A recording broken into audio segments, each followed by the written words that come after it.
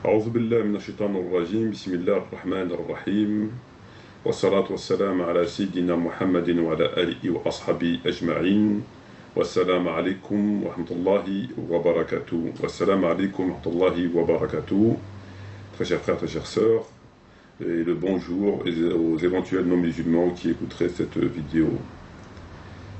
Alors, pour continuer sur la lancée, sur ce qui avait été fait hier et avant-hier, je reprends donc le livre du docteur El Ajami, donc que je vous représente une nouvelle fois.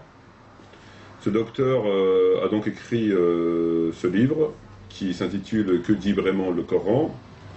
Alors, pour faire un petit rappel une fois de plus des faits, ce docteur El Ajami avait très récemment écrit un livre sur Salat Tarawih, dans lequel j'ai pu constater qu'il n'avait pas hésité à dénaturer un hadith rapporté par Bukhari et par un musulman, qui était un hadith qui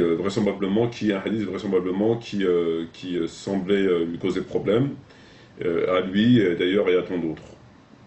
Néanmoins, de là à essayer de dénaturer un hadith pour corroborer une thèse qui vraisemblablement ne se fonde sur strictement rien du tout, mis à part sur leur volonté manifeste et passionnelle de faire triompher une théorie qui est donc fondée sur rien. De ce fait, il n'hésite pas à parfois à essayer de contourner des hadiths, etc. etc. C'est quelque chose qui est malheureusement courant de nos jours. Il faut savoir que il est regrettable de constater qu'il existe beaucoup de musulmans entre guillemets, ou de musulmans dont la foi est faible, qui adhèrent à un courant de pensée, qui sont enfermés malheureusement dans une secte. Et lorsqu'on est enfermé dans une secte pendant des années, il est très difficile de revenir sur ses pas et d'avoir le courage et la sincérité de dire eh bien sur tel et tel point j'avais tort et effectivement je revois ma position. C'est vraiment extrêmement très rare. Alors le plus souvent on a tendance à se trouver des excuses, à se dire si tel shir l'a dit, si tel alim l'a dit, et puis d'ailleurs moi ça m'intéresse pas trop, ou alors trouver des défauts à la personne qui viendrait les déranger dans leur pratique quotidienne. Donc en général, on vise non pas le fond, mais on vise la forme de la personne. C'est la couleur de sa chemise, de ses chaussures, de ses chaussettes, la longueur de la barbe, etc. etc.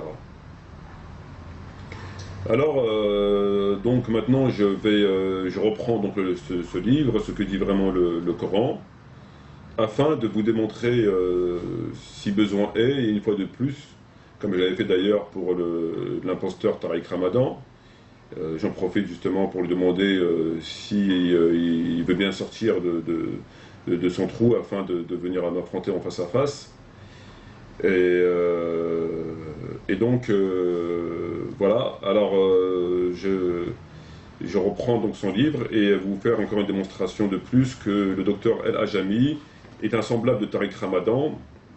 Ils sont malheureusement nombreux, qui n'hésitent pas à dénaturer des textes, à faire des commentaires qui sont complètement mensongers, enfin plein de choses similaires, afin d'affirmer une vérité coranique ou prophétique. Une vérité qui dérange, encore une fois, il faut savoir que c'est le point commun qu'ont ces gens, ces soi-disant docteurs, soi-disant savants, soi-disant érudits, soi-disant conférenciers, etc., soi-disant imams, c'est qu'ils ont un point commun, c'est que c'est toujours les mêmes sujets qui sont dénaturés. Alors ça passe du sujet sur la question de l'intégration, sur la question de la laïcité, sur la question de la lapidation, sur la question du voleur, sur la question du hijab, sur la question du djihad, etc. Comme d'ailleurs on entend aujourd'hui un certain Tariq Oubrou qui a écrit un livre dont j'ai corrigé, qui est disponible sur le site Édition Les 12, il n'avait pas hésité, il n'hésite pas à dire carrément que le hijab n'est pas une obligation, que je veux dire, à la limite, ils peuvent dire carrément que la femme peut s'habiller en mini-jupe. Voilà, je veux dire, ils n'ont pas de limite, quoi, ils s'arrêtent plus. Alors il faut croire peut-être que du fait qu'ils ont trahi, qu'ils se moquent ouvertement du prophète, ben, Allah Azza wa Jal les pousse dans leur égarement au point où ils arrivent à dire des choses qui sont d'une gravité sans précédent. Il faut rappeler, il est nécessaire de rappeler que Tariq Ramadan est un des premiers, ou peut-être le premier, de toute l'histoire de l'islam et toute tendance, toute secte confondue, à dire que l'homosexualité n'est pas, entre guillemets, interdite. Il n'a pas dit qu'elle n'est pas interdite. Il dit, il est vrai que toutes les religions monothéistes condamnent l'homosexualité. Néanmoins, M. Tariq Ramadan se permet de dire qu'un imam peut être homo, peut être pédé, à condition qu'il reste au placard, c'est-à-dire qu'il reste discret, que les homos, ben, il faut les traiter comme tout citoyen à part entière, et il n'y a absolument aucune différence entre un musulman pédé et un musulman non pédé, enfin plein de choses comme ça qui... en définitive, nous conduit à penser qu'on peut être musulman et pédé, qu'il n'y a absolument aucun problème sur ce point-là. Voilà. Même si, bien sûr, en définitive, il est obligé de reconnaître que bon, ben, le Coran condamne l'homosexualité, on l'a vu à travers Sodome et Gomorrhe, que le prophète Mohammed a dit que la malédiction de Dieu soit sur les homosexuels, etc. Bref, donc je reprends le livre de ce fameux docteur, afin de vous faire une démonstration supplémentaire. Alors j'ai repris le passage sur l'adultère et la lapidation. Donc il y a un passage qui s'intitule Adultère et lapidation, qui est à la page 44 de son document, de son livre. Alors il dit, le Coran a donc abrogé la mise à mort par lapidation issue du droit mosaïque, la remplaçant par la flagellation. Point. Cette mesure fut assortie de toutes les précautions, entre guillemets, que nous avons précédemment évoquées, lesquelles, tout en maintenant l'exemplarité de la sanction par flagellation, rendant son application improbable. Alors le docteur El-Ajami nous dit que le Coran a abrogé la mise à mort par lapidation ici du droit mosaïque, la remplaçant par la flagellation. Alors pour le docteur El-Ajami, le Coran a abrogé la lapidation. Alors moi, je me demande sur quoi se base-t-il pour se permettre de dire que le Coran a abrogé la lapidation, puisque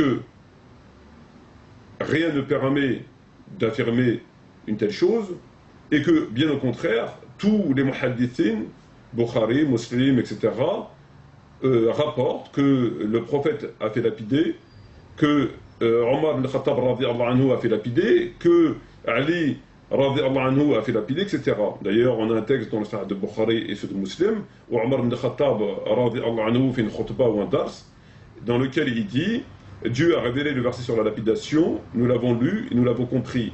Et je crains que des générations à venir disent la lapidation n'existe pas dans les livres de Dieu. Or, nous avons lapidé et nous avons lapidé après lui. Et nous avons des exemples très clairs que les compagnons, en tout cas les Omar ibn Khattab, Ali, etc., ont lapidé. Alors si le Coran avait abrogé la lapidation, pourquoi ils ont lapidé après le prophète? Pourquoi ont-ils lapidé le prophète? Alors, la seule hypothèse qui puisse être, je dirais, recevable, ou en tout cas entendable, c'est que ces textes figurant dans le Bukhari Muslim sont faux. Voilà, ça veut dire que Ali, Abu Bakr, Omar, etc. n'ont jamais lapidé, en tout cas on n'a jamais lapidé après le prophète, puisque si le Coran les avait abrogés, Dieu avait abrogé la lapidation, il est bien entendu que ces califes n'auront pas lapidé après le prophète. Bon. Donc la seule éventualité qu'on peut émettre, c'est que ces textes sont faux. Mais pour venir infirmer des textes rapportés par tous les muhaddithins confondus, Bukhari, Muslim, etc., etc., il faut quand même apporter des arguments. Donc venir les balayer d'un coup de main comme ça, d'un coup de balai, sans apporter l'ombre d'un argument, d'un argument, ça me semble pour le moins assez, je dirais, inquiétant, assez curieux, assez surprenant et assez choquant. Alors bien sûr, je sais, et je ne suis pas sans ignorer que, en réalité, ils ne sont pas à la recherche de savoir si la lapidation existe dans le Coran ou si ça n'existe pas, mais tout simplement qu'ils sont là pour propager un islam des trois versets, un islam républicain, un islam de la Marseillaise, un islam qui plaise, et que les mécréants disent, que les mécréants finissent par dire, Très bien, ben voilà, c'est ça l'islam qu'on veut, voilà, c'est ce qu'on vous demande. Voilà, là on est d'accord, et on est plus amis avec vous, d'ailleurs on va aller boire ensemble un café. Voilà, donc en fait, compte leur motivation n'est que cela. Il faut pas, ils sont pas du tout sincères. Ils ne font pas d'ijtihad basé sur des ijtihad qui sont acceptables dans la mesure qu'il n'y a pas lieu de faire des ijtihad, etc., etc. Voilà, et c'est quand même assez consternant dans la mesure où ils l'écrivent, ils le propagent, et des sites qui se prétendent musulmans les propagent constamment, alors que c'est des choses qui sont aberrantes, c'est des hérésies. C'est des hérésies. Tariq Ramadan, lui-même, en répondant à une journaliste, a dit que la lapidation était monstrueuse. La lapidation était monstrueuse. Lapider est monstrueux. La lapidation est monstrueuse. C'est quand même, ça veut dire que le prophète était monstrueux, que les califes après lui étaient monstrueux. Ça se passe de commentaires. Alors maintenant, pour prendre le deuxième point, dans son livre, il y a un chapitre qui s'intitule « Talion et peine de mort ». Alors nous, on va prendre plutôt « Voleur et main coupée ». Alors il a un chapitre qui s'intitule « Voleur et main coupée », à la page 53 de son livre, dans lequel il nous dit: lors de son califat, il eut une année de famine, excusez-moi, lors de son califat, c'est-à-dire le califat d'Omar ibn Khattab, radiyallahu anhu, il eut une année de famine et de nombreux vols furent commis, notamment à Médine. Omar ibn Khattab n'appliqua pas la peine aux voleurs, mais au contraire, puisa dans les réserves de l'État pour nourrir des pauvres. Très bien, donc il nous dit, lors du califat d'Omar ibn Khattab, il y a eu une famine et Omar n'a pas puni les voleurs, mais au contraire, il a pris de l'argent dans le trésor public pour nourrir les pauvres. C'est un fait historique et connu. Et ensuite il continue, il dit, et d'autres circonstances ont présenté au même Omar des esclaves qui avaient volé puis consommé une chamelle appartenant à leur maître. Examinant la situation de ce dernier en substance, dit: tu as affamé ceux qui étaient sous ta responsabilité, les poussant par la malveillance à commettre ce vol. Ce n'est pas leurs mains que je vais couper, mais toi que je vais châtier. Et il condamna en conséquence le maître à verser à ses esclaves une amende pécuniaire égale au double de la valeur de la chamelle. Donc il nous dit encore à l'époque d'Omar, il y a eu des esclaves qui ont volé, alors que ces esclaves avaient volé, il ne les a pas punis parce que ils étaient affamés à cause de leur maître, et donc Omar ibn Khattab a plutôt puni le maître que les esclaves. Alors après il fait un commentaire, et il dit: nous pouvons donc constater qu'au regard du Coran et du droit musulman, la revendication de la mise en œuvre d'un tel châtiment corporel, c'est-à-dire le fait de couper la main, est contraire à l'islam. Cette prétendue application d'une loi coranique n'est que pure démagogie. Alors, le docteur El-Hachami se base sur deux faits historiques, d'ailleurs que je ne conteste pas l'authenticité, pour affirmer que la peine de couper la main du voleur, la peine pénale est écrite, mentionnée noir sur blanc dans le Coran, est ni plus ni moins que... Alors, je reprends ses propos, pour ne pas les dénaturer. Il dit que ni plus ni moins... cette prétendue application d'une loi coranique, entre guillemets loi coranique, n'est que pure démagogie. Voilà. Donc, en s'appuyant sur ces deux faits-là, il nous dit que cette peine, entre guillemets, n'existe pas, et ce n'est que pure démagogie. Alors, que pensez de cela? Alors, une fois encore, c'est exactement la même substance que par rapport à son texte sur les tarawih, par rapport à son texte sur le fait de taper ses femmes, par rapport à son texte sur qu'on vient de voir un instant sur la lapidation.